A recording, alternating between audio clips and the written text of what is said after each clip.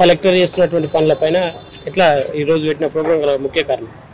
ఒకవైపు భారత ప్రధాని కావడానికి తహతలాడుతున్నటువంటి రాహుల్ గాంధీ గారేమో భారత రాజ్యాంగాన్ని రక్షిస్తాం, సేవ్ ఇండియన్ కాన్స్టిట్యూషన్ పేరు మీద దేశమంతా తిరుగుతూ ఉంటే, మరి వాళ్ళ ప్రభుత్వం ఉన్నటువంటి తెలంగాణ కాంగ్రెస్ రాష్ట్ర ప్రభుత్వంలో మాత్రం భారత రాజ్యాంగంలో ఆర్టికల్లో అత్యంత అద్భుతమైనటువంటి వాక్ స్వేచ్ఛ ఏదైతే ఉందో ఆర్టికల్ 19/1 దాన్ని అపహాస్యం చేస్తూ ఒక జర్నలిస్టుని బాబాసాహెబ్ అంబేద్కర్ గారు 4 ప్రధానమైన పిల్లర్లలో అత్యంత ఉత్తమమైనటువంటిది, ప్రజాయుతమైనటువంటిది, చట్టాలు చేస్తున్న దాన్ని, కార్యనిర్వహణ దాన్ని ప్రజలలోకి తీసుకుపోయి ప్రచారంలోకి తీసుకుపోయేటువంటి మీడియాను గొంతునెక్కే ప్రయత్నం చేయడం అనేది చాలా విచారకరమైనటువంటి విషయము.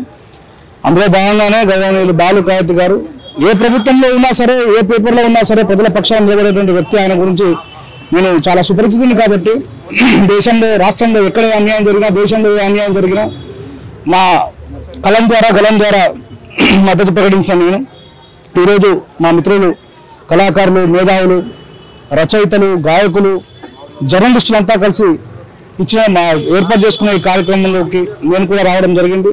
మరి కేకే మహేందర్ గారు జీతం ఇస్తే పనిచేసేటువంటి దుస్థితికి ఒక ఐఏఎస్ ఆఫీసర్ గారు దిగజారడం అనేది నిజంగా ఇది భారత ప్రజాస్వామ్య వ్యవస్థనే అపహాస్యం చేయడం అనేటువంటి విషయాన్ని గుర్తు చేస్తూ, మరి ఆయనపై నిర్బంధం పెట్టడం అనేది అది కూడా మళ్ళా 163 ఒక అంటే నాగరికత జీవన విధానాన్ని భంగం కల్పించినట్టు ఒక రిపోర్టర్ ఏం చేస్తారండి? అన్యాయం మీద కథనం రాస్తారు, అన్యాయం కాబట్ట వాళ్ళకి వాళ్ళ హక్కుల కోసం కథనం రాస్తారు. ఆయన వల్ల నాగరికత ఎట్లా విధ్వంసానికి గురవుతుందో నాకైతే అర్థం కాలేదు.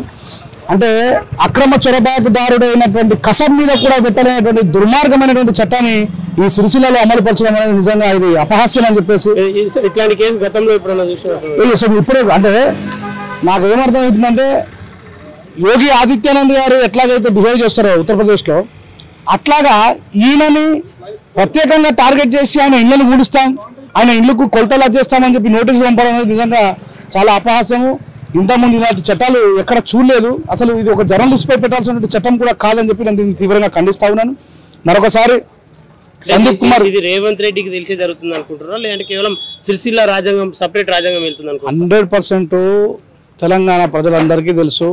ప్రభుత్వం నిర్మాణమైన 6 రోజులకే సందీప్ కుమార్ జూ గారిని, జానో నాకు సందీప్ కుమార్ జూ గారిని తీసుకొని వచ్చి కాంగ్రెస్ గవర్నమెంట్ ఏర్పడ్డ 6 రోజులలో సిరిసిల్లలో పెట్టారు. అంటే కేటీఆర్ గారి మీద రివెంజ్ తీసుకోవడం ఇది సరైన పద్ధతి కాదు. ఇప్పుడు రాజకీయంలో కొట్టాలంటే 10 ఓట్లు వేసిరు, దాని ఆ ధర్మాన్ని మనం ఖచ్చితంగా యాక్సెప్ట్ చేయాల్సిందే.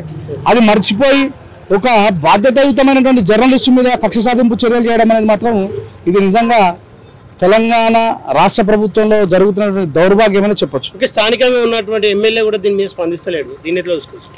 అంటే ఖచ్చితంగా స్పందించాల్సిన అవసరం ఉంది, స్పందిస్తాడు. ఎందుకంటే ప్రజాస్వామ్య దేశంలో అందరికీ హక్కులు ఉన్నాయి, అందరి హక్కుల్ని కాపాడే భారత రాజ్యాంగము, అందరికీ మాట్లాడే స్వేచ్ఛ ఉంది. ఆ మాట్లాడే స్వేచ్ఛను కూడా హరించేటువంటి బీహార్ కాదు.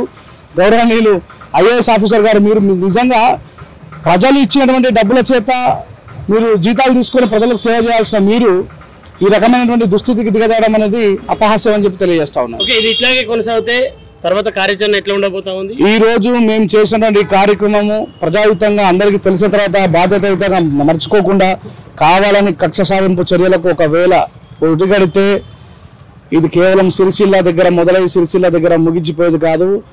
చూస్తున్న మిత్రులందరికీ తెలుసు, ఈరోజు పాల్గొనే వ్యక్తులందరూ కూడా రాష్ట్ర నలుమూలలో ఎక్కడ ఎవరికి అన్యాయం జరిగినా సరే పోరాటం చేసేటువంటి వ్యక్తులము, ఒక్కొక్కరము ఇండివిజువల్ ఒక శక్తులము.